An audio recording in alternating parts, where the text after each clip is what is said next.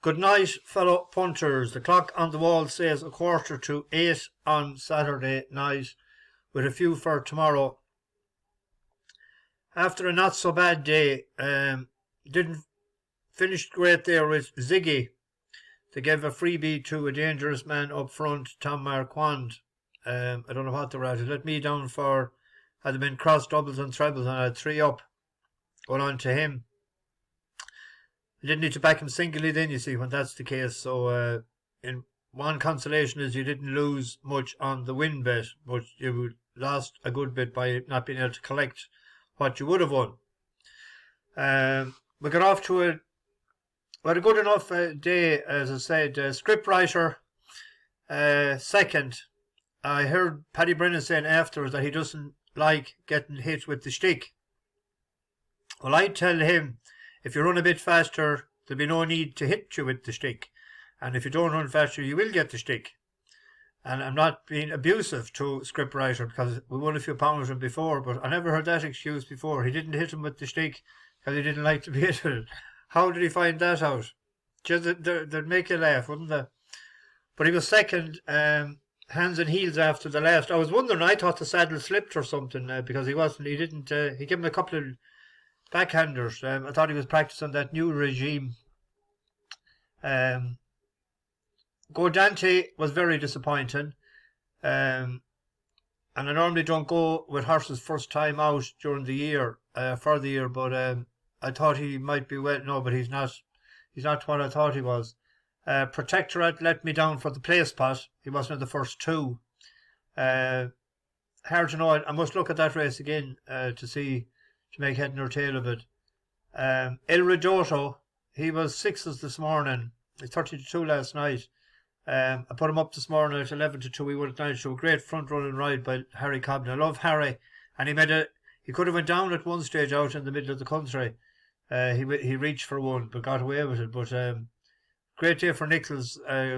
Back to the usual crack with Nichols on a Saturday, and we had the Steve's Nap coming in, Ash Road Diamond, into 4-1 now, 7-2 in places for the novice hurl. I was sweating when he was boxed in on the turn for home. I was able to get out at all, or will she get out? But that Group 1 form is really stacking up. That boosts Marine Nationals and good point. So she'll make a fair shape of it in Cheltenham, I expect. William Hill was given 8-1 today, enhanced to win today and to win in Cheltenham. So I availed of some of that. Thank you, Mr. William Hill, if I do collect. So I've 8-1 going on, but I have 6s and 5s. I have a good few pounds in her now. And then we had run for Pat, 8-1. He won at 7s. Ran well, goes well fresh, so. And we have one to run tonight, Cyberknife. I hope maybe he might finish his career with a win. There's a few great turf races as well. I think I'll stay in. I was going to go out early and even have a couple of pints, but I thought it and watch it then, but I think I'll stay indoors. Anyway, I have a few for tomorrow, and somebody is going to Fontwell, so I went through the card and I picked out 2, and somebody sent me an email, so we're going to Sedgefield, and I picked out 2.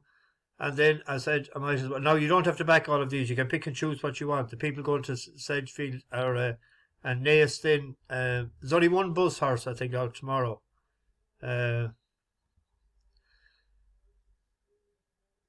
We have Fontwell.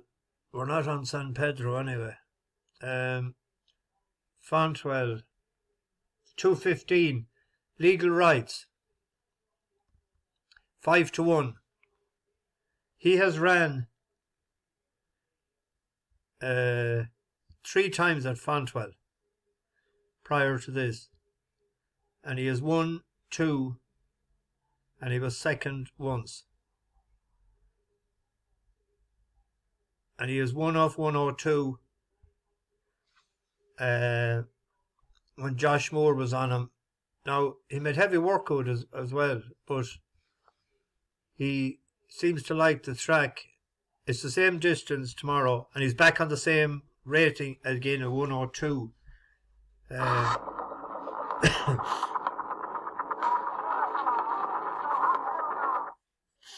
Buckhorn George, only a length away to the Going Well Legal Rights in dark green. The grey to the inside of him is Mont Saint Vincent. Those are the leading four. Game Socks under pressure and landing there in fifth. Ogani Monarchs next, and especially so Del Duque and Really Radical and Martin Spirit now getting well behind. So they're on the turn back towards home. They've got two left to take in the Royal Equestrian Betting and Manor Elite Horse Box Handicap Hurdle. Buckhorn George puts it up here to walk on the wild side. They've always been prominent. Mont Saint Vincent looking to close in there. Back in third. Pushed along now in fourth is Legal Rights, but still sticking on in there and looking to challenge. Dogani Monarch is also trying to move up. It's Buckhorn George who now goes to the front, joined by Legal Rights on jumping two out. Legal Rights now went to the front. It's the Moors again. It's Legal Rights who now goes on by a good couple of lengths to Buckhorn George. Mont Saint Vincent back in third, then Dogani Monarch. They're racing over the final hurdle. Legal Rights is out in front, a length and a half. Hasn't quite put it to bed yet. Buckhorn George is challenging again. Then Mont Saint Vincent and Dogani Monarch. They're up the hill now, and it's Legal Rights who's finding more under Josh Moore. It's going to be a double for him and a four-timer. He has won at the track. Moores does well at the track. He's back to his same mark as he won at, and actually I'm nearly sure there's a £5 claimer on him. There is, Caelan Quinn. So then he'd be £5 below the mark. But I'd back him each way at 5 to 1 there. Then on the 4 o'clock, we have Art Decco. Art Decco is actually a full brother to Quest for Life, who was a decent horse. But the reason I sort of picked this is he's lightly raced, and he had a great run here, I thought, in your Toxeter at 21 furlongs, which is same distance as tomorrow.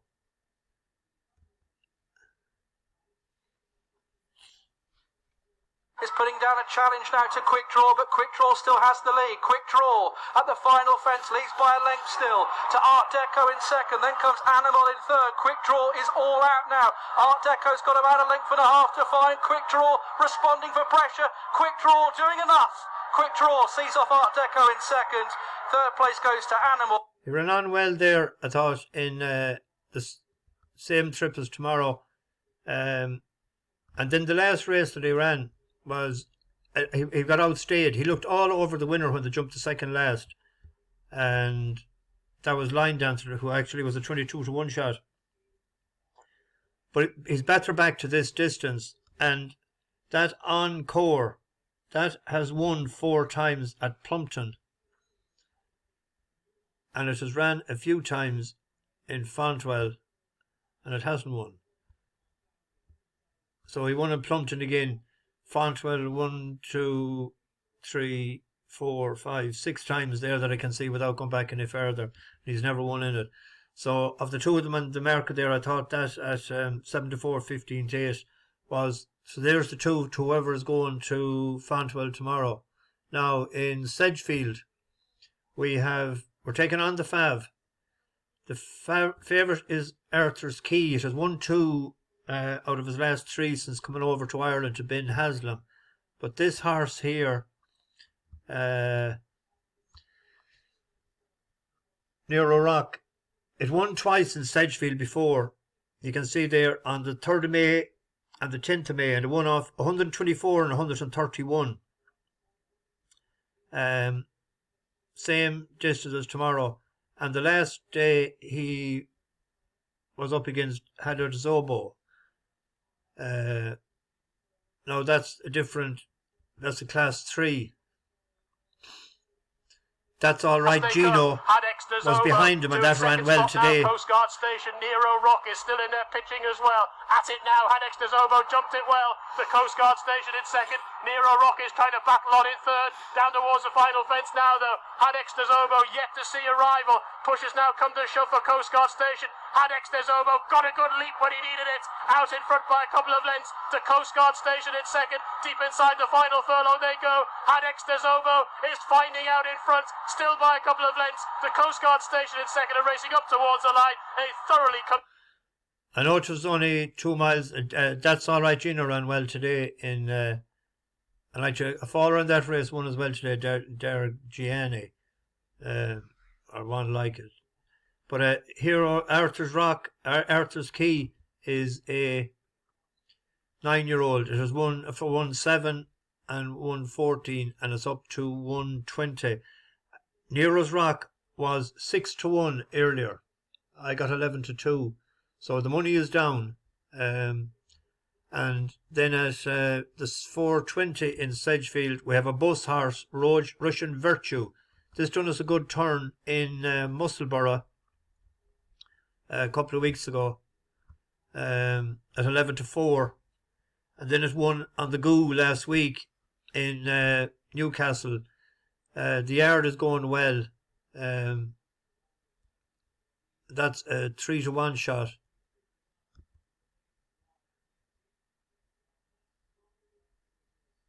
In Naas, in the 3:17,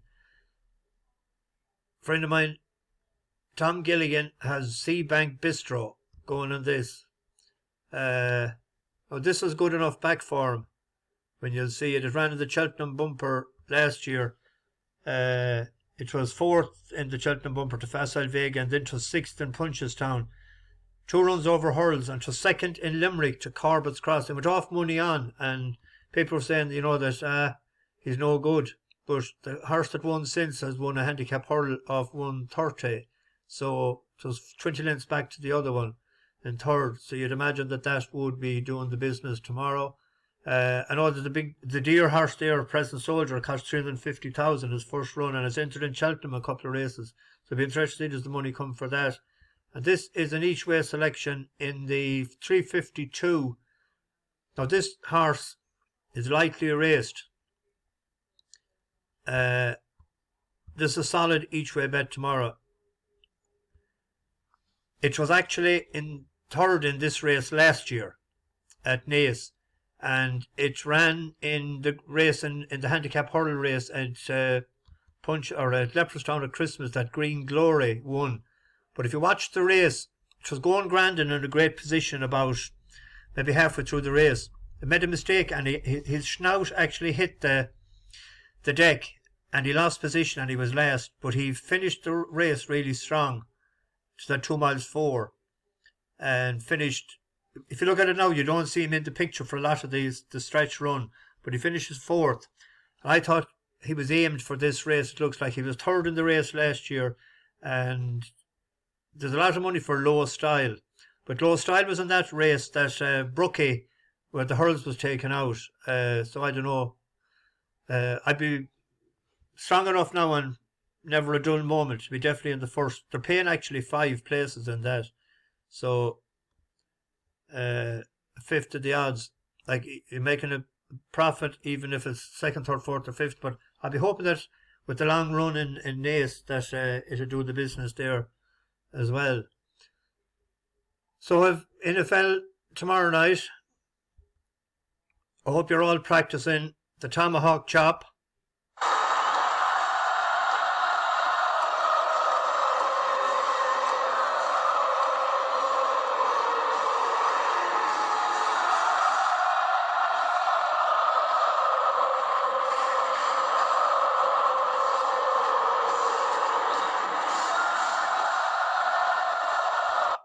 There'll be some atmosphere in Arrowhead Stadium tomorrow night.